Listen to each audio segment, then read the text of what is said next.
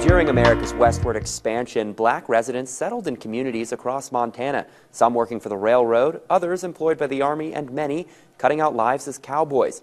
Due to racial tensions in the early 20th century, these residents endured much discrimination, but this led to the founding of the Ozark Club, an African-American nightclub in the heart of Great Falls. MTN's Tommy Lynch has the story.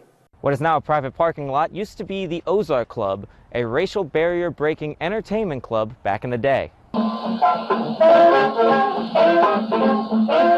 It's a story that shouldn't be overlooked, and not only about racial tensions and collaborations, but also thinking about music as an American art, jazz especially as an American art form, and how music brings us together and breaks down some of those barriers. The club was opened the night Prohibition ended by Leo Lamar, a boxer from Chicago who decided to enter the entertainment business.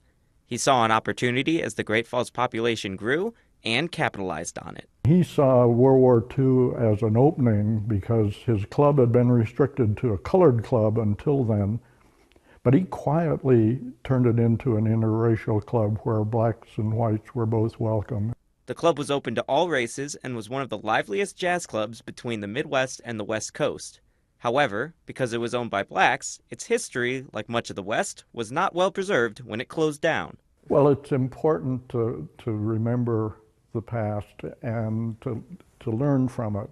And a big part of that is the racial environment and the stories around that. In the early 2000s, historians began to recover and commemorate the history of the club, which is an important part of Great Falls civil rights history. The Ozark Club was a huge step in building toward those later events that allowed blacks to attend any church they wanted, any club they wanted, and live anywhere they wanted in Great Falls. Though the Ozark Club burned down in 1962, the history and importance of the club remains at the Great Falls History Museum. In Great Falls, I'm Tommy Lynch, MTN News.